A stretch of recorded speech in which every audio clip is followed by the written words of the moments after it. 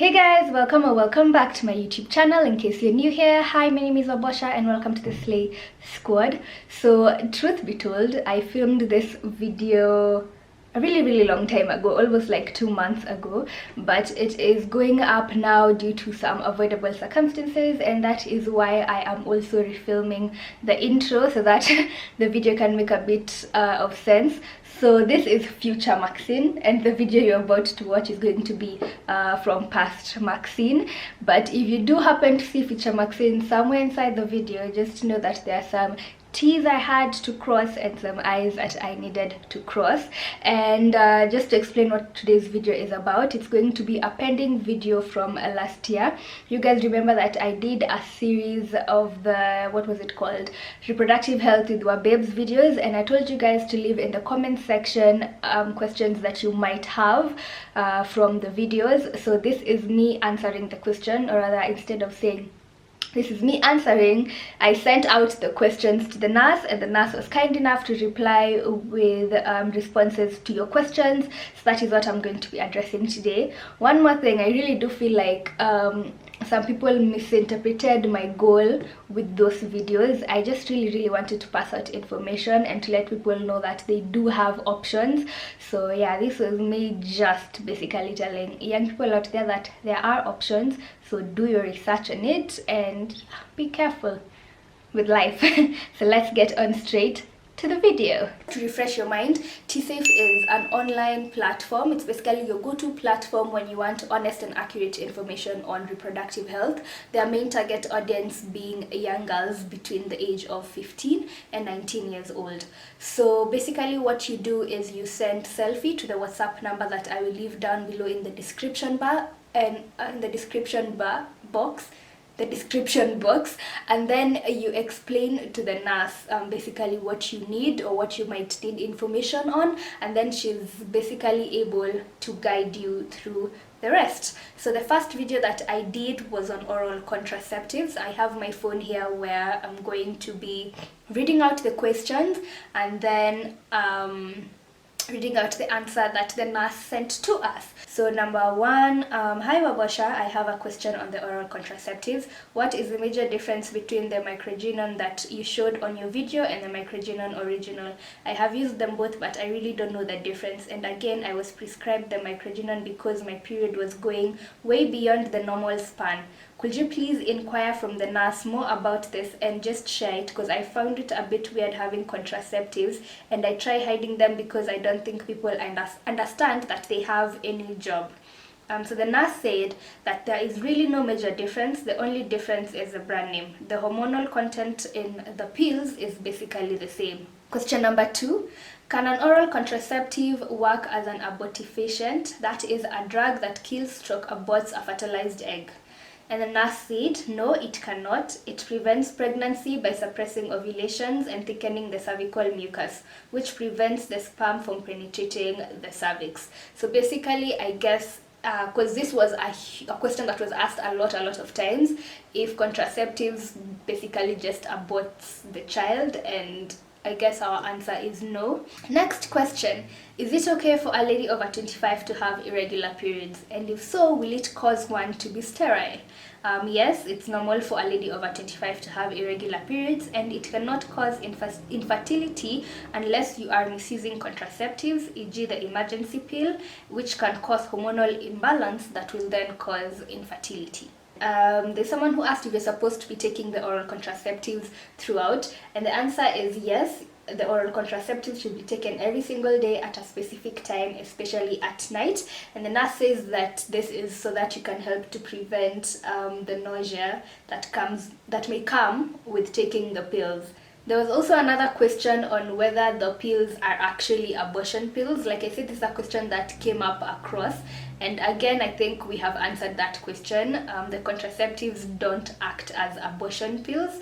The next question is, hey dear, about IUDs, is it true that some women conceive accidentally when they have their their IUDs, and I'm going to answer this question in steps because it's basically like a 3-part question. So for the first part is IUDs are more than 99% effective. This means that less than 1 out of every 100 women who have an IUD will become pregnant. The IUD failure rate is very low, so making it highly effective. It is actually the most effective compared to other forms of contraception. The second part of the question, is it true that it makes the V smell horribly? The answer is no, this is not true about making your V smell horrible unless you have an infection. And the last part of the question, is it true that it moves from one place to another, that if you don't keep checking on it, you may find it on your stomach or your back? This is also not true. It's inserted through your vagina, so there is no way it can get to your stomach or your back. Hi Maxine, can the pills make you barren, maybe if you use them in excess? No, they don't cause infertility. This is a myth because they delay in resuming ovulation and menstruation following prolonged birth control use.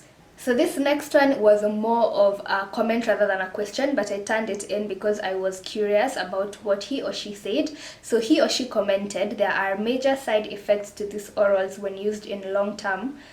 They alter blood coagulation and cause blood clots that increase risk of death in mostly 20 years of use. So the response to the comment was, not unless one has underlying condition of blood disorders, otherwise using the pills should not be an issue. Also, if you intend to use contraceptives for a long period of time, then a long-acting contraceptive should be used instead. The next question was, what if you have a 21-day cycle? This is to do with the order that you were supposed to take the pills in. So whether you have a short or a long cycle, as soon as you start taking the pills, just finish the pill cycle. Your cycle doesn't really matter. The next question, I went to a gynecologist and he told me that it is not advisable to use pills if you don't have kids yet. It will mess up your uterus. The response to that is that the daily pills do not have an issue and they work very well when it comes to balancing hormones and regulating your cycle. The emergency pills are the ones which you cannot use more than twice a year. The last question in the oral contraceptives section is, how many hours or days does one take before having sex? For the pills, you're supposed to wait 7 days if you are unsafe, but if you start taking them on the first day of the period, then you don't have to wait. For the injection, you wait 7 hours before.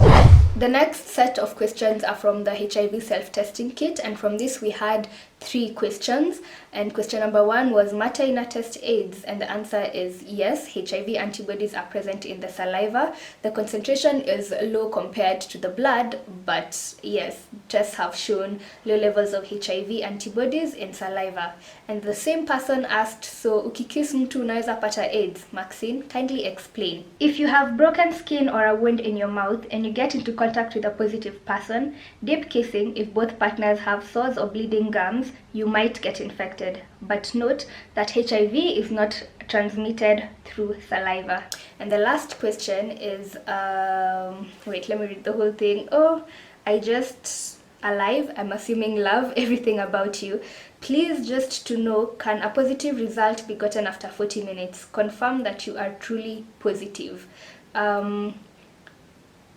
Well, I think it was typed a bit wrongly. I think the person was asking if you should read the positive results if you've gotten it after 40 minutes, because you can remember for the self-testing kit we said that you need to read the results before 40 minutes. So the answer is yes, you can get a false positive from reading the results after 40 minutes. So just to be careful, read your results before 40 minutes. This last set of questions is from the self-injectable contraceptives. We have like around 7 questions from this. So number 1, I was told that hospitals don't administer injectable contraceptives to ladies who haven't given birth yet. Is it true?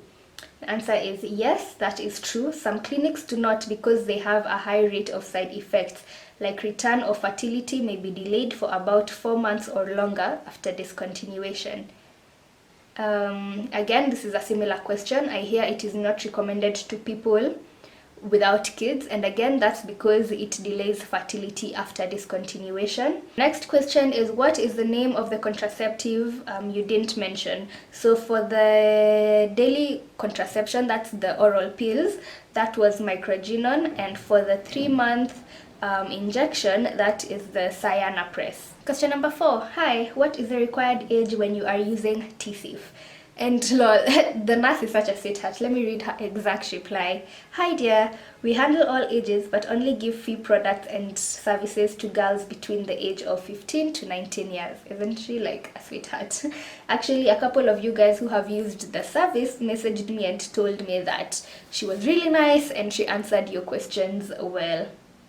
This next one again wasn't really a question but more of a statement that I needed you guys to get some clarification on. So the person said in regards to the injection, that is Depo-Provera. It weakens bones over time and is not advisable to use it continuously for 3 years in the US. I consider this a hard birth control method.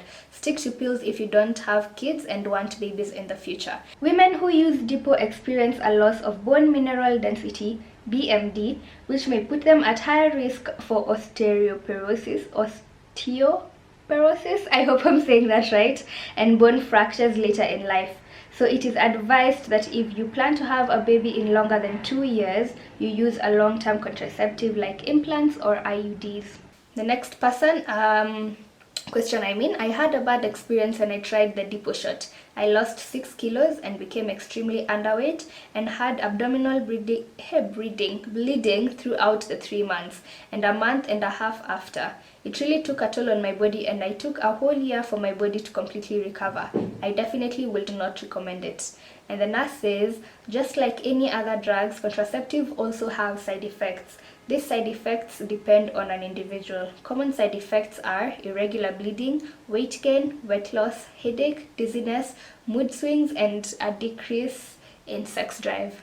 This next one was also again more of a comment than a question. It's a lady who said she got pregnant with the 3-month injections, and the nurse says that unless the injection was expired or she was already pregnant prior to taking the injection, then the failure rate of the Depo shot is less than 1% when used correctly and consistently. So she could have just unfortunately been part of the 1% who it fails on. So that is the end of this first video of 2020. I hope that your questions were answered to your satisfaction. Please check the description bar for any more information that you may need. The next video will be the Bali vlog, so be on the lookout for that. And wow, I think I've forgotten my outro. Wait, I think I have it now. That is it for this week's video. Don't forget to like, comment, share, and if you're new to this channel, please subscribe down below for new videos every Thursday. Always remember to work hard and have good intentions. Bye guys.